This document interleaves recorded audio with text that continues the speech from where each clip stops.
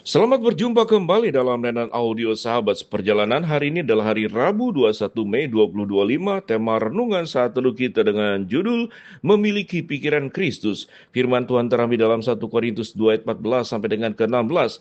Tetapi manusia duniawi tidak menerima apa yang berasal dari Roh Allah. Karena hal itu baginya adalah suatu kebodohan dan ia tidak dapat memahaminya. Sebab hal ini hanya dapat dinilai secara rohani. Tetapi manusia rohani menilai segala sesuatu, tetapi ia sendiri tidak dinilai oleh orang lain. Sebab siapakah yang mengetahui pikiran Tuhan, sehingga ia dapat menasehati dia? Tetapi kami memiliki pikiran Kristus. Mari kita berdoa. Bapa yang di dalam surga, ada dua kubu dan dua kutub yang seringkali berbeda, yaitu pikiran manusia dan pikiran Allah, hati manusia dan hati Allah. Kami akan belajar bagaimana membedakannya. Dalam nama Tuhan Yesus kami berdoa. Amin. Shalom sahabat perjalanan yang dikasihi Tuhan, memiliki pikiran Kristus. Dalam dua pembukaan tadi, ada dua kutub dikatakan yang sangat jauh berbeda. Pikiran manusia dan pikiran Allah, hati manusia dan hati Allah. Dan itu dijelaskan dalam ketiga ayat yang kita bacakan tadi. Dari 1 Korintus 2 ayat 14 sampai ke 16, saya bacakan ulang kembali. Tetapi manusia duniawi tidak menerima apa yang berasal dari Roh Allah. Karena hal itu baginya adalah suatu kebodohan, dan ia tidak dapat memahaminya, sebab hal itu hanya dapat dinilai secara rohani. Tetapi manusia rohani menilai segala sesuatu, tetapi ia sendiri tidak dinilai oleh orang lain.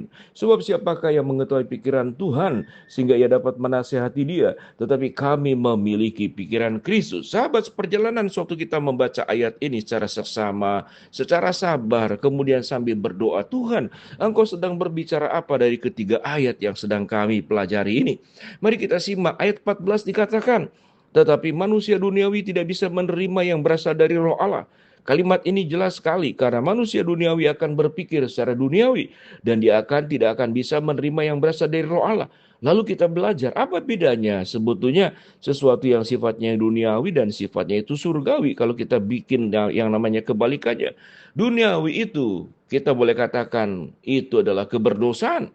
Seringkali unsur kalimat duniawi itu diungkapkan dengan keberdosaan. Segala sesuatu yang bertentangan dengan firman Allah.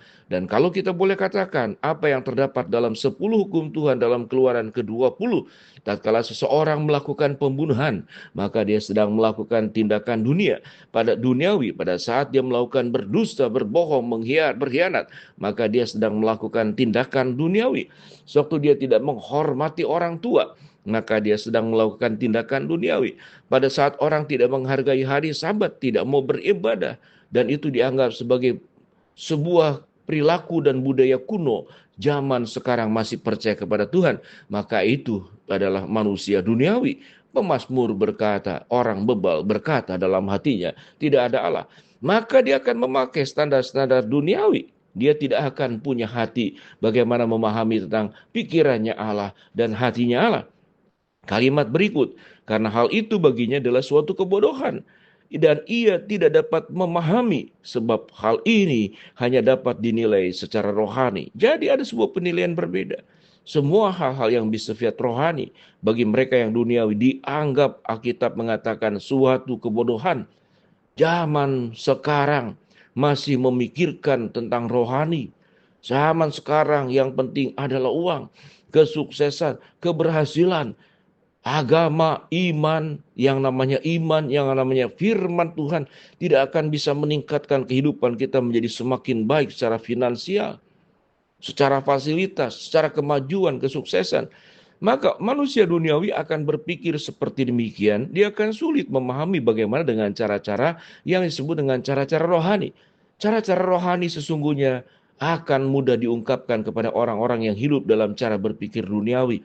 Sebuah pertanyaan yang sederhana kita boleh tanyakan kepada mereka termasuk kita. Kalau kita masih hidup di dalam nilai-nilai duniawi, pertanyaannya adalah sederhana. Setelah meninggal, apakah engkau semua yang kau raih selama engkau hidup, apa yang kau akan bawa setelah engkau mati? Maka pertanyaan itu sesungguhnya membuka seluruh penilaian bahwa kehidupan duniawi ini akan berakhir dengan sebuah kebinasaan. Tidak pernah akan ada yang digenggam itu yang sifatnya kekal, tapi sifatnya temporal, sifatnya fana, sifatnya sementara. Banyak orang justru pada saat-saat menghadapi ajal dan mau meninggal, barulah Manusia rohaninya itu akan keluar. Dia akan menilai segala sesuatu itu secara rohani. Bahwa apa yang dilakukan, diperjuangkan, dikejar, didapatkan, diraih, diusahakan. Semua unsur-unsur duniawi padanya itu akan terlepas. Kemudian pada ayat berikut dikatakan tetapi manusia rohani akan menilai segala sesuatu, tetapi ia sendiri tidak dinilai oleh orang lain. Artinya manusia rohani itu hanya akan melihat penilaian-penilaian berasal dari Allah dan bukan dari manusia atau dari dunia. Ayat ke-16, sebab siapakah yang mengetahui pikiran Tuhan sehingga ia dapat menasihati dia, tetapi kami memiliki pikiran Kristus. Apa yang dimaksud dengan pikiran Kristus? Sebuah kehidupan yang punya makna. Kalau kita anggap katakanlah pikiran Kristus, dalam pikiran Kristus tentu adalah bagaimana bisa mencintai manusia, mengasihi manusia, menebus seluruh dosa manusia, menghindarkan manusia dari kematian kekal, menghindarkan manusia dari maut, sehingga itu yang ditempuh oleh Kristus sampai dia lahir, mati di atas kayu salib, bangkit, naik ke surga, dan akan datang yang kedua kali untuk melakukan seluruhnya itu. Yesus lakukan semata-mata karena dia mengasihi kita. Di dalam manusia rohani ada kasih. Di dalam manusia rohani akan melihat perkara-perkara kekal yang perlu diperjuangkan. Selama kita hidup di dalam dunia yang fana dan dunia yang sementara ini. Caranya bagaimana? Milikilah pikiran Kristus, atau dengan kata lain, hidup kita harus menjadi seperti Kristus. Kalau Yesus sudah mati dan bangkit, maka hidup kita pun harus hidup mematikan seluruh dosa-dosa kita dan tidak pernah akan menghidupkan kembali dosa. Tapi kami akan bangkit di dalam mencintai, bangkit di dalam mengasihi, bangkit seluruh kehidupan yang sementara di dalam dunia ini untuk bisa menjadi berkat buat orang lain, bukan menjadi batu sandungan tetapi menjadi batu pijakan membuat orang bisa loncat lebih tinggi. Tetapi kalau batu sandungan, orang yang berjalan, orang yang berlari tersandung akan terjerembab bersama-sama kemudian seluruh badannya untuk mencium tanah. Sahabat seperjalanan, kalau kita sudah belajar bagian firman Allah ini, kita punya banyak pikiran dan rencana-rencana yang ada di dalam pikiran kita. Tetapi firman Tuhan berkata, milikilah pikiran Kristus. Ayat 16 saya bacakan kembali, sebab siapakah yang dapat mengetahui pikiran Tuhan sehingga ia dapat menasihati dia, tetapi kami memiliki pikiran Kristus. Ada sebuah pertanyaan, buat apa kita memiliki pikiran Kristus? Tentu bagi kita yang memahami sebagai manusia rohani, sebuah keuntungan yang luar biasa. Kalau hidup kita bisa menjadi hidup yang berkorban, hidup yang memberkati, apa yang ada pada diri kita sampai terlepas semuanya demi kemuliaan Allah. Tapi manusia duniawi, apa yang ada di luar, bagaimana didapatkan masuk ke dalam hidup pribadi dan menjadi harta milik dirinya. Tetapi manusia rohani itu akan memberikan dan mengorbankan seluruh hidupnya demi kemuliaan Allah, demi jiwa-jiwa yang belum percaya, demi mereka-mereka bisa dapat diselamatkan. Itu yang dilakukan oleh Tuhan Yesus, dan Yesus berkata, ikutilah jejak penderitaanku.